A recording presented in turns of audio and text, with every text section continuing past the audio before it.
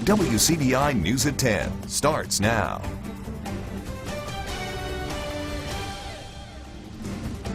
Thanks for joining us tonight at 10. Fred's Discount Store announced yesterday that it would be closing 159 of its stores across the country. One of those locations is on 5th Street in downtown Columbus. The store has been a part of this neighborhood since the early 1960s. Our Cash Matlock is live tonight outside of the Fred's on 5th Street and has more on how the community is reacting to this sudden closure. Well, that's right, Scott. Now I'm on 5th Street in downtown Columbus in front of the Fred's, as you can see here. Now Columbus residents, they're voicing their opinion on this very location closing. They say it's going to put a dent in the local economy. Others, however, are choosing to look back at happier times and the overall impact of the store in the community as a whole. Friday afternoon was busy for Fred's in downtown Columbus. Many area residents were checking out the final sale, some of them even taking a minute to voice their opinion on the sudden closure. Wow, not another store. Not another store. There's a lot of stores closing, but now I think a lot of people's going to come in here and just buy everything out. We got $2 million generals. Keep on, we're going to have ghost town. Why should another store run another store out of business? Reggie Hankins, on the other hand, is taking a moment to look back on the store's brighter days. In fact, the 5th Street location was Hankins' first management job out of college. It was a fun place to work for. At the time, it was owned by the Baddour family, and it was a very family-oriented business. So, enjoyed working there. The working conditions were good, and it was like a big family. He says Thursday's store closing announcement shocked him. It had been there for such a long time. You could always count on it. And I even remember back when I started, we used to have a sign behind what we call the chicken coop, the little office area up front that was behind it. Said, "We're closed on Sunday. The day is worth more than the dollar." Many people throughout the community have taken to social media to voice their opinions on the matter, but Hankins says that probably won't help much. From a corporate standpoint, they look at the bottom line, and if the figures are not there, then no, it's a business decision that it appears that corporate is making. And although this may be the end of the line for some Fred's locations, there's no denying that it was a staple in many communities. It's a bad thing. It is. It's a bad thing. It's sad. Well, Scott, Columbus is losing both of its Fred's stores, and for that full list of closings, you can visit our website at WCBI.com. Reporting live in front of Fred's in downtown Columbus, I'm Cash Matlock. I'll send it back to you, Scott, in the studio. Thank you very much, Cash. A staple in the community and a staple here at WCBI. Isn't that right, Keith? My stash of pretzels that I usually get typically comes from Fred's. Going to miss that store. We don't need to worry. We will not miss the rain. We still have more rain out there falling. It just will not end, right? Around 60, give or take, upper 50s, low 60s right now. We've had some showers and thunder showers push in from the southwest as expected. These are not severe, but we have a frontal boundary lifting from south to north across the region, and that will continue to kick off the chance for rain here tonight. A more organized system for tomorrow evening and tomorrow night, that will be potentially severe. Tomorrow, 70s for us, 80s to our south, but we'll watch that system come our way for tomorrow night. More details in just a few minutes. Tupelo police believe a man who's been missing since February might be here in the Columbus area. Romy Essex was last seen in the 3000 block of North Gloucester in Tupelo on February 19th. Since then, TPD investigators, firefighters, and canine searches have been ongoing. Now TPD is saying they've gotten credible reports Mr. Essex was seen in the Columbus area. Search canines have also been used here in the search for Mr. Essex. Now, if you see him or know where he is, you're asked to call the Tupelo Police or the nearest police department. A new national study claims living in the South makes you more at risk for a home break-in. Security-related research group A Secure Life used FBI data to show the trend. Mississippi came in as the #2 state with the most home break-ins. Courtney Ann Jackson has more on how you can protect your home. If you don't want to be a part of the break-in statistics, Rankin County Sheriff's Office Captain Barry Vaughn says the biggest mistake from homeowners is complacency. Not a victim until you become a victim. So it can go on for years and you not lock your doors, but then that one time it's really going to be a devastating ordeal for you. He suggests remembering the basics, locking the doors and keeping your valuables out of plain sight, but also think about your surroundings. Your shrubbery and your bushes and trees trimmed away from your house. So there's no hiding spots for anybody to come and be able to hide and try to get in, make access inside of your home. A neighborhood watch program can also provide more than just the signage. Would love to be able to as soon as a crime happened, be Johnny on the spot, but we can't. It's a big county, and we're limited. So we definitely need more eyes. If somebody sees anything, report it. We'll be glad to come out and check it out. If they hear something, see something suspicious, see a vehicle at the neighbor's house, and they don't know. They've never seen that vehicle before. But what if you live in a rural area? Vaughn says it's important for you to be more diligent because neighbors aren't as close by. With home surveillance cameras becoming more affordable, they're helping law enforcement solve cases where a thief does break in.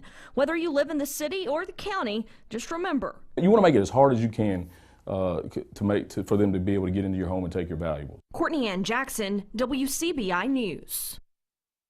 30 law enforcement officers from across Northeast Mississippi will soon get a potentially life-saving piece of equipment at no cost to themselves or taxpayers. As Allie Martin reports, the officers will get custom-made bulletproof vests, and it's all thanks to a group of Wives of Warriors. For years, Baldwin Police Department Corporal Nicola Ward has worn a bulletproof vest made for men. Right there. No, you're right. But soon she will have a custom-made vest of her own. Really anxious about that. They more comfortable. If they're comfortable, you'll be more apt to wear it if it fits properly. Corporal Ward is one of 30 law officers being fitted for custom-made bulletproof vests. Each Kevlar vest cost about $600. With limited resources, some smaller departments simply can't afford the gear. But that's where a group called Wives of Warriors steps in. The organization is made up of the wives of police officers, and every year they hold a 5K called Blessed Are the Peacemakers. Proceeds from the event pay for the vests. These officers put their life on the line so that we can be safe in our homes while we sleep. They're out there while we're at work. They're keeping us safe. And so we want to keep them safe. We want them to go home to their families at the end of their shifts. While 400 people took part in the most recent Blessed Are the Peacemakers 5K, there wasn't quite enough money to meet all the requests for body armor.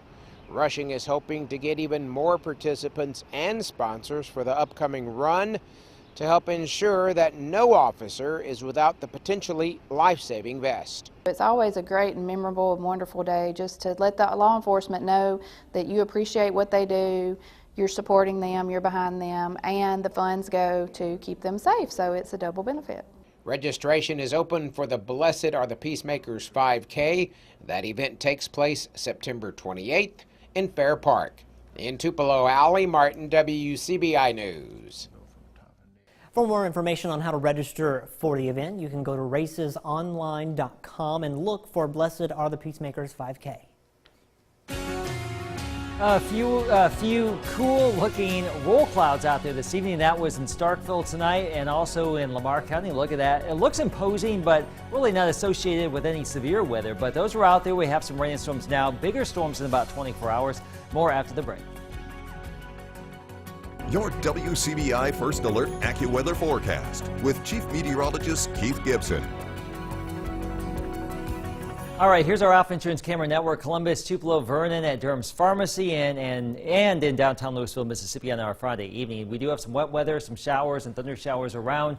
Some decent downpours, a little bit of thunder and lightning, nothing we can't handle here. No severe weather expected as we go throughout the course of the night, but that's what we have out there at 10:11. We have a frontal boundary draped across the region that is moving south, and there's a few disturbances interacting with the front, and the end result are the showers and storms, and that front will continue lifting to the north. Now, the big driver of this thing we're talking about for tomorrow night is out here in New Mexico, West Texas, Arizona, that little swirl there. That is the upper level support to get the severe weather going. So for tomorrow during the day, initially, storms will get going in Louisiana and Arkansas. That's where the bigger tornado threat's going to be initially. As the storms line up and move to the northeast, we'll have still that chance for a few tornadoes here, in addition to some damaging wind and some hail and maybe 1 to 2 or 3 inches of rain. So that's the setup for tomorrow evening and tomorrow night. Most of the day is not going to feature anything like that. So out ahead of it, you may want to go to Academy Sports in Starkville tomorrow morning, 10 to noon. We'll be programming weather radios.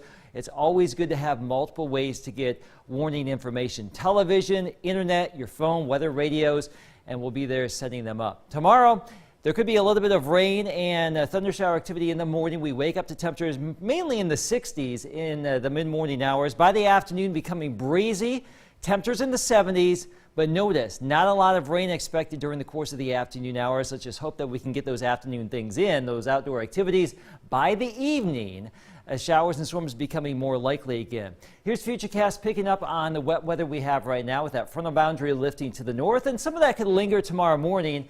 But as we get into the afternoon, a relative lull for us as big-time storms start to erupt out to the west. That's what we're going to be watching for tomorrow evening at 7 o'clock, just knocking on our door. Now, these could come in a little bit faster or a little bit slower, so we will be adjusting this tomorrow morning as we get more information. But the general gist of things, tomorrow evening and tomorrow night, this line of storms crosses the area. This model takes it out of here by 3 a.m., but we'll just see how it all times out. For your Sunday, much cooler in the morning, mid to upper 60s. Showers return, breezy conditions return, temperatures fall. So we are in the 50s, it looks like, by the end of our Sunday afternoon. So a wild weekend of weather for us. Warm tomorrow, breezy, strong storms tomorrow evening and tomorrow night, turning much cooler on Sunday with some lingering showers. Nice though, Monday and Tuesday, more active weather by Wednesday and Thursday.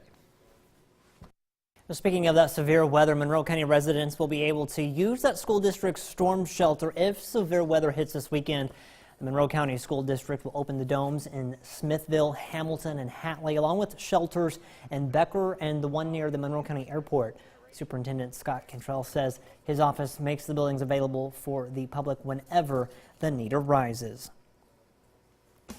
Some Jackson area residents are trying to hash out who's behind a culinary caper. We peel back the layers when we come back. Welcome back, everyone. This is not a late April Fool's joke, but some prankster or pranksters are randomly placing bowls of mashed potatoes in Belhaven front yards. Summer Tadlock gives us a scoop. As I walked out my door, my neighbor who was riding with me, she goes, "Michaela, what's on your mailbox?" And I was like, that looks like a bowl of mashed potatoes. The face behind the mysterious mashed potatoes are leaving questions for neighbors among the Belhaven community. What does it mean, and when will they strike again? I had no idea what to think about when I saw it. Michaela Lynn quickly learned from her neighbor across the street that she wasn't the only one. Thankfully, she told me that our friend on Facebook, she goes, "That's really weird. She found a bowl in her car this morning." So because she said that, I was like, oh, okay, so this is a thing today. That's when Lynn realized the person behind the mashed potatoes might be someone they know. A lot of the people that are victims of the mashed potatoes have been either Belhaven current students or alumni or staff, so I feel like there's some sort of connection there. For the past 5 years, Jordan Lewis has lived in the Belhaven community. She says she has yet to witness anything this strange. So I walked outside yesterday morning about 7 a.m. and as I was getting my car, I noticed a white bowl on my windshield, and so I got out to look at it, and it looked like potato salad, but it was full of rainwater, so it was very mushy. And I walked around the house, threw it away, was very grossed out by it. Lewis says she thinks her neighborhood was just a target of a harmless prank. I just thought maybe, oh, it must just be a harmless prank from some of the kids or some of the college students in the area. I think they've done a really good job of keeping themselves anonymous, whoever it is. So I'm just excited to see if they do something like this again. So the question remains, what is the story behind these mystery mashed potatoes? Well, the Belhaven community says they are eager to find out. Well, this is no mystery. Football and barbecue go great together. It may be Super Bulldog weekend, but some fans are going a little hog wild, as you see here. 10 teams are firing up the smokers for the annual Super Bulldog Weekend Pig Cooking Contest. They're competing in whole hog, whole shoulder, and whole ribs. Organizers say the event, now in its 35th year, has become a fixture during Super Bulldog Weekend. It's part of the university tradition for Super Bulldog Weekend. People that have come out here and cooked for years. This year I know we've got some new teams involved, but just to support the university, the athletic department, the Bulldogs, we're out here to support this activity, and it's just a tradition. A neat tradition indeed. Now, the event is sponsored by the Mississippi Pork Producers Association. Mississippi State and Alabama facing off on the diamond. Highlights from game 1 of the series coming up next in sports.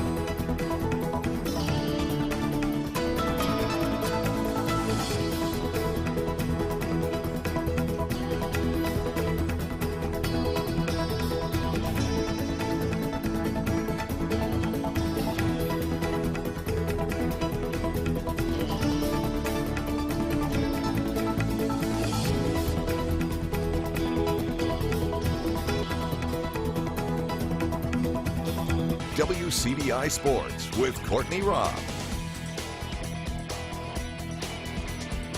Super Bulldog weekend is here, and kicking off the evening are the Diamond Dogs back in Stark Vegas and looking to extend their SEC record to 8-5. Let's get to Dudy Noble, where State is hosting a Twin State rival matchup against Alabama. Bottom of the first, no score just yet. Senior Jake Mangum trying his best, though. Smacks one all the way back, but Bama's Gentry there with the snag and steals the Mayor's chance at a home run. Top of the second, Ethan Small on the mound gets his 5th strikeout of the game. He had 15 in his 6 innings pitching. And then bottom of the second, Jordan Westberg putting on a show. An early 3-run home run from Westberg gives the Bulldogs a 4-0 lead over the Tide. And State goes on to get the shutout win over Bama. The final 6-0. Game 2 gets underway in Starkville tomorrow at 1 p.m. Let's head over to Oxford, where Ole Miss is hosting Kentucky for a weekend SEC series. Bottom of the 5th, Ole Miss leading by 3. Anthony Servideo singles right up the middle. He's going to be able to make it safe at first base. Next up, Ryan Olenek at the plate goes for the sac bunt. It'll work as Servideo puts the Jets on his feet, makes it into home to tack on another run. That same inning, Gray Kessinger, ladies and gents, kiss that ball goodbye. It's headed out of Swayze Field into downtown Oxford. A solo home run to give Ole Miss a 5-0 lead. Ole Miss winds up with the win as well, 8-0 the final. The Rebels also get back to action against the Cats tomorrow at 1 p.m. Nearby rivals Nanawoya and Noxapater facing off for some Friday baseball. Top of the 4th, Burkett pitching to Ryan Whitfield, strikes out swinging. The Warriors an out away from the win. Now runners at first and second. Luke Wellborn hits one up the middle. Shortstop fumbles the ball, allowing a run to come in and score. Noxapater trails by 1, but can't pull off the comeback. The game ends in just 4 innings due to weather. The Warriors getting the win. Nanawoya 4, Noxapater 3, the final in that one. Plenty of action happening in Augusta. Mike Anthony updates you from the green on today's The Masters Life. It's The Masters Life with Mike Anthony. Hi, I'm Mike Anthony, and this is The Masters Life. Well, we're underway here at Augusta National in the 2019 Masters Tournament, and so far so good for the crowd favorites, the regulars that you usually see at the top of the leaderboard. They're all there as we turn towards the weekend. You've got some of the old guard and Tiger Woods and Phil Mickelson, both off to better starts than they've been in recent tournaments here at Augusta. But then you look towards the new wave of talent that's been taking up a lot of the major championships in the last few years, most specifically Brooks Koepka. He's looking for his 3rd major win in the last 4 majors contested on the golf calendar. He's right there at the top. Also with him, Bryson DeChambeau, ranked in the top 10 in the world. He came very close here at Augusta a few years ago. We'll see if he can maybe get over the hump. Also in the hunt, my pick from earlier in the week, Ricky Fowler, he's hanging around. We'll see if he can go low and make a run at his first major championship. But as the players battle each other and battle the course, it looks like they're also going to be battling Mother Nature. A lot of rain earlier in the week, It was nice on Thursday, but it seems like the conditions are going to deteriorate as we go through the weekend. A lot of rain scheduled early on Friday, thunderstorms scheduled on the weekend. It looks like the eyes are going to be on the skies trying to play around some of that, hopefully keeping everybody on the course. But while they dodge the raindrops, hopefully dodge the lightning, that could make for some gettable scores here at Augusta. You can go a little bit lower when the greens are softer. Those are always the trickiest part of navigating your way around this course. So maybe they get a little bit more aggressive. Maybe you make a few more putts. Maybe the score goes low, even if the weather isn't the best here at Augusta. But we'll see as we go towards Sunday. We thank you for joining us. For the Masters Life, I'm Mike Anthony. The Masters Life with Mike Anthony. WCBI coverage from Augusta National Golf Club is brought to you in part by Wade Incorporated and MSU Golf Course. That's it for sports. The last look at your weather is coming up after the break. Stick with us. We do have some rain out there, a little bit of thunder and lightning too. No severe weather expected tonight or tomorrow morning. Now, there could be some rain around tomorrow when you wake up, so don't be alarmed because a good chunk of the day won't feature a lot of active weather. Warmer temperatures, the winds pick up tomorrow evening though, and tomorrow night. That's when we have that severe weather threat. So stay with us here on WCBI TV. Also over on social media, our website, WCBI.com. We're going to look at some data tonight and have a fresh update tomorrow morning. Just stay weather aware tomorrow. Don't panic, don't freak out. We've been through this drill many, many times. Just have a way to get some morning information tomorrow night. Good deal. A lot of events happening tomorrow, kind of early in the day, so we're cautiously optimistic, but we'll see. Yeah, good deal. Thanks, Keith. Thanks for watching, everyone. Have a great weekend. We'll see you Monday.